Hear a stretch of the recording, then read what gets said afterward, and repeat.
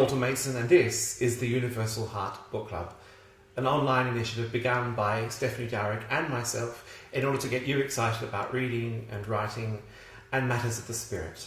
Stephanie, you've got a wonderful novel for us this month. Oh, I have a wonderful novel. It's Michelle de Kretser's Questions of Travel. And as you can see, it's a large book. It took her a long time to write, and it takes the reader in so many directions. Incredible. I mean, it's almost impossible to do justice to it in a few moments. But this is a quite exceptional novel that starts in the 1960s and ends in 2004. And I don't give anything away by saying that it ends with a physical tsunami. But on the way, there are all kinds of inner tsunamis that take place, but in a most unsensational kind of a way. That is, there are two main characters in this novel, and we follow them over that very long period of time. There's Laura, who begins life in Australia, but of course doesn't end there in Australia, because this is a book about external travel as well as internal travel. And also a character that I liked at least as much, maybe even more, a man who became a man called Ravi, who's Sri Lankan. And Michelle de Kretser herself was born in Sri Lanka and knows the culture extremely well. And so these two lives, which would seem to be running in anything but parallel, nevertheless give us such an incredible sense of the kind of challenges that we meet in the most ordinary of lives as events push us into all sorts of circumstances that may not be of our own choosing. So, for example, at the very beginning of her life, Laura loses her mother when she's, less than 2 years old, and Ravi, of course, is born into a world in Sri Lanka where there is huge social disruption and war. Michelle de Kretser, I think, is one of the most gifted writers of our time. And one of the ways that I really notice this is that not only is she telling these stories, she is refraining from seducing the reader. Now, this is a very difficult thing to achieve, but what I mean by it is that somebody with all that writing skill could just pull the reader in with a lot of charm. And while the book has lots of charm, it's all intrinsic. None of it is tricksy.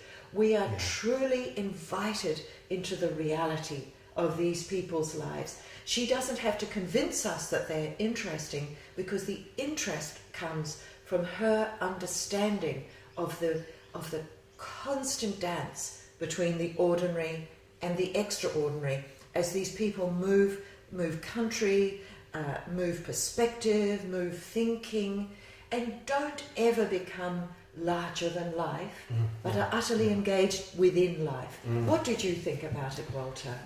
To be honest, and don't throw the word around loosely, I thought it was a masterpiece. Yeah.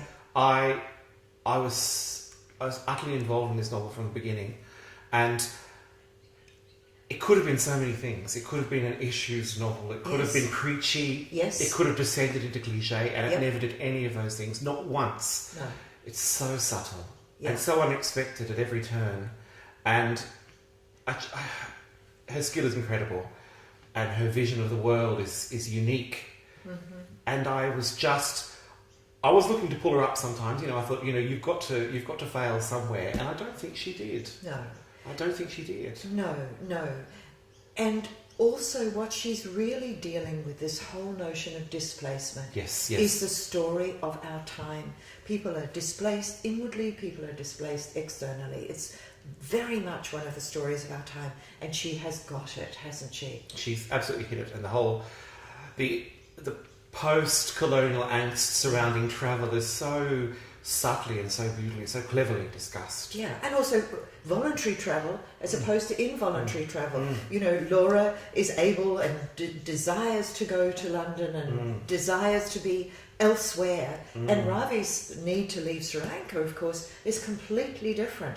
So the whole notion and the complexity of travel, and for you as a travel writer, what did you think about that? I found it fascinating, and I think she she perfectly captures the dance around privilege and the dance around a genuine emptiness and a search for meaning that many young Western people engage in when they travel. Yes. And these things are very complex. Yes, and not either, not either criticising them for that. No. Because, of course, that is a very genuine search. Now, your novel, Fishing for Tigers, is also about travel. That's right. Emily Maguire's Fishing for Tigers is about travel. It's about emptiness, about belonging, and about looking for community anywhere but where you come from. Yeah. It's about a youngish, I mean, she's an oldish and a youngish, she's nowhere, she's in between woman who goes to live in Hanoi and finds herself in this rootless expatriate community, and she identifies her place perfectly. It's not among the people who are genuinely movers and shakers or who have genuinely gone native. It's among this sort of rootless community who are actually just there because they don't fit in anywhere else, and she's one of them.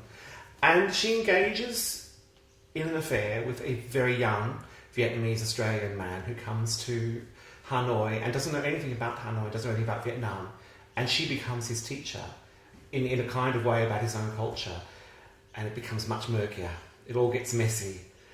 Now, you know Vietnam very, very well. I do, yes. So, was the Vietnam that Emily Maguire evoked, was this a Vietnam that you know? Absolutely, and especially the Hanoi, because I wrote a book about Saigon, and Hanoi is a very, very different place. It's a much more sort of insular place, a little bit claustrophobic, and she captures this perfectly. And the expat community there is much more intense, yes, much more involved with each other, and this is what she's writing about. And this is a book about gender a lot too, I think. Yes, it's very, very important to notice that, and the complexities that she brings up are not easily answered, and both of us, I think, were uncomfortable with some elements of this relationship. And that's an interesting dance as well, to see the relationship between this much older woman and this much older man, and the ways in which they might be meeting each other's needs, and the ways in which they might be exploiting each other. And I thought it was so interesting that we both chose novels this month which had this element of displacement as quite prominent themes.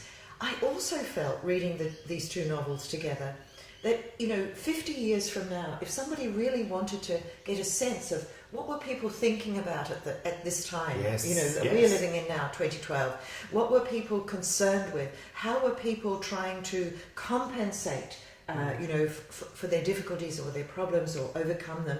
And these two novels tell the story of this time so astonishingly well.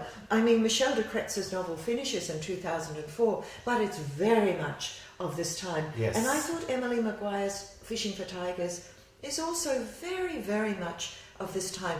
She, actually both these writers, she's very much somebody also who can summon up a scene.